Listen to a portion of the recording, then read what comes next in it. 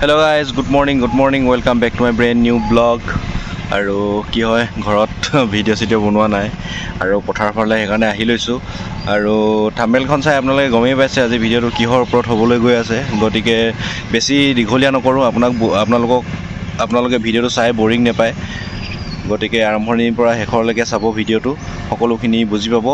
তো বলক আৰম্ভ কৰি দিওঁ বেছি দেৰি নকৰোঁ that the honeymoon's just a phase. Now I understand. তো বন্ধুসকল আৰু যিসকলে বুজি পায় জানে ৱক অভাৰ ৰিগৰ বিষয়ে তো তেওঁলোকৰ কাৰণে এই ভিডিঅ'টো নহয় যিসকলে নাজানে নতুনকৈ এই ছাইডৰ বিষয়ে জানিবলৈ বিচাৰে তেওঁলোকৰ কাৰণে ভিডিঅ'টো বনাইছোঁ আৰু মই ইয়াত কিবা যদি ভুল হয় যিসকলে জানে তেওঁলোকে কমেণ্ট কৰি শুধৰাই দিব বুলি আশা থাকিল কাৰণ মানুহ মাতে ভুল হৈ যায় আৰু মই যিমানখিনি পাৰোঁ সিমানখিনি আপোনালোকক বুজাবলৈ আৰু ক'বলৈ চেষ্টা কৰিম তো তাৰ উপৰিও যদি ভুল হৈ যায় তেতিয়াহ'লে আপোনালোকে কমেণ্ট কৰি শুধৰাই দিব বুলি আশা থাকিল হয় মই আজি আপোনালোকক এটা ৱক অভাৰ ৰিগৰ বিষয়ে অলপ ক'বলৈ চেষ্টা কৰিম ৱক অভাৰ ৰিগনো কি হয় তাতনো কেনেকুৱা ধৰণৰ কাম চলে তাত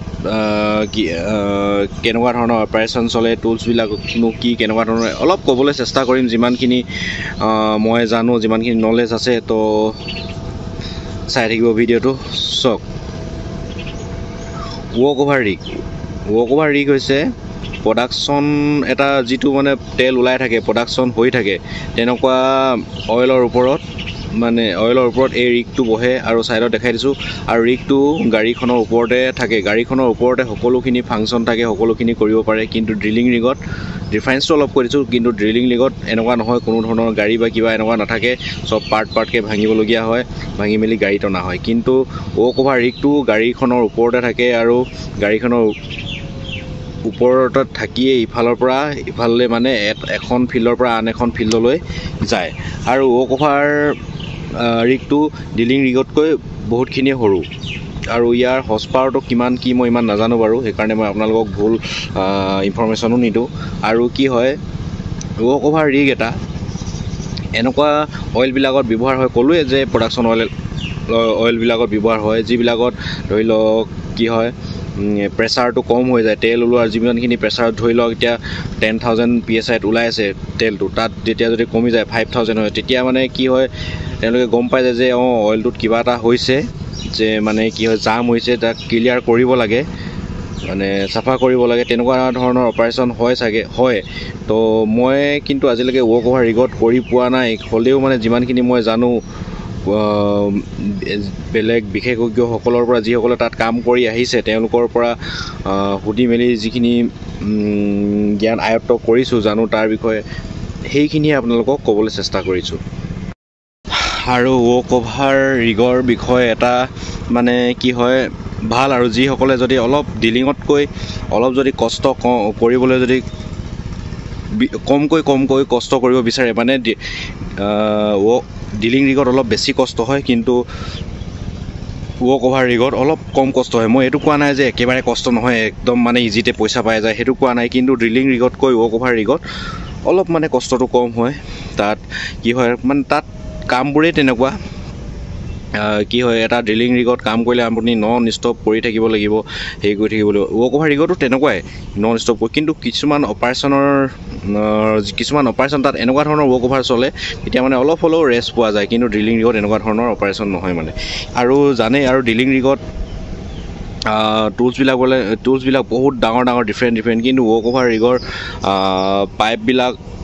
মানে ড্ৰিলিং ৰিগতকৈ অলপ সৰু আৰু তাত প্ৰায়বিলাক টিউবিং পাইপ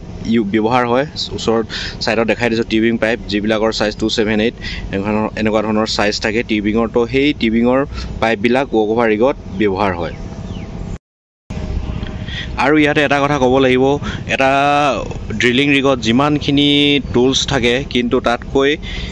ৱক অভাৰ ৰিগত কিন্তু সিমানখিনি টুলছ নাথাকে ড্ৰিলিং ৰিগতকৈ কম টুলছ থাকে আৰু কম টুলছ থাকে বুলি এইটো ভাবি নল'ব যে তাত মেম্বাৰবিলাক মানে ৱৰ্কাৰবিলাকৰ পষ্টবিলাক কম থাকে এনেকুৱা নহয় ড্ৰিলিং ৰিগত যিমান মানে কি হয় পষ্ট ওলাই ৱৰ্কাৰ থাকে ৱক অভাৰ ৰিগতো সিমানেই থাকে কিছুমান ৰিগত কিছুমান কোম্পানীৰ ৰিগত অলপ এটা দুটা পোষ্ট কম থাকিব পাৰে, বেছি থাকিব পাৰে, কিন্তু ড্ৰিলিং ৰিগত বহুতেই মানে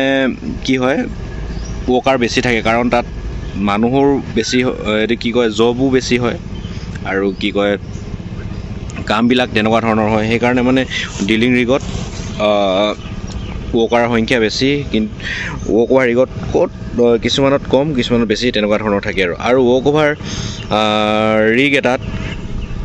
কাম কৰিবলৈ হ'লে এনেকুৱা নহয় যে আপোনালোকে কিছুমানে ভাবিব পাৰে যে ৱৰ্ক অভাৰ ৰিগত একো নাজানিলেও কাম কৰিব পাৰিম, এনেকুৱা নহয় কিন্তু দেই। তাতো কিন্তু যেনেকৈ ড্ৰিলিং ৰিগত প্ৰপাৰ ট্ৰেইনিঙৰ প্ৰয়োজন, এটা ৱৰ্ক অভাৰ ৰিগতো প্ৰপাৰ ট্ৰেইনিঙৰ প্ৰয়োজন, কাৰণ এইটো কামবিলাক মানে ইমান সহজ নহয়। ৱৰ্ক অভাৰ ৰিগ বুলি ক'লে যে কিছুমানে ভাবিলে ৱৰ্ক অভাৰ ৰিগ গাড়ীৰ ওপৰতে থাকে জানিমে, এনেকুৱা ধৰণৰ কিন্তু আণ্ডাৰ এষ্টিমেট কৰা বস্তু নহয়। ড্ৰিলিং ৰিগত যিমান কাম জানিব লাগিব ৱৰ্ক অভাৰ ৰিগতো সিমানখিনি কাম জানিব লাগিব, আপুনি নলেজ থাকিব লাগিব ৱৰ্ক অভাৰ ৰিগটোৰ বিষয়ে, কেনেকৈ কি কাম কৰে, কেনেকুৱা ধৰণৰ জব হয়, কি হয়, সেইখিনি নলেজ থাকিব লাগিব। পাৰিম সোমাম এনেকুৱা ধৰণৰ কৰিলে নহ'ব কিন্তু। আৰু ইয়াতে এটা কথা ক'ব লাগিব, দুইটাই ৰিগ হয় নহয় জানো, দুইটা, এটা হৈছে ড্ৰিলিং, এটা ৱৰ্ক অভাৰ। ৱৰ্ক অভাৰ ৰিগটো কিন্তু ড্ৰিলিং ৰিগতকৈ চাপৰ থাকে আৰু কি হয় ৰিগটো অলপ সৰু থাকে। যিবিলাকে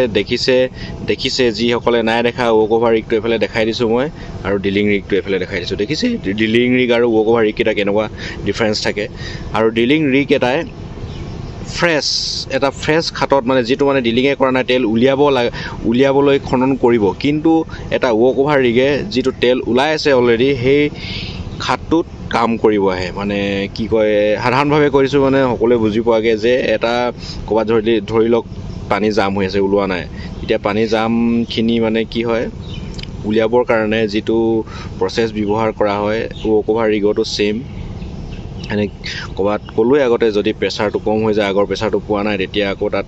হলটো ক্লিয়াৰ কৰিবৰ কাৰণে সেই ৱৰ্ক অভাৰ ৰিগটো ব্যৱহাৰ কৰা হয়। আৰু ইয়াতে কওঁতে যদি মোৰ কিবা ভুল হৈছে আপোনালোকে শুধৰাই দিব, মোৰ এইটো ভুল হৈছে বুলি, কোনো বেয়া নাপাওঁ শুধৰাই দিলে মানে। আৰু ইয়াতে ৱৰ্ক অভাৰ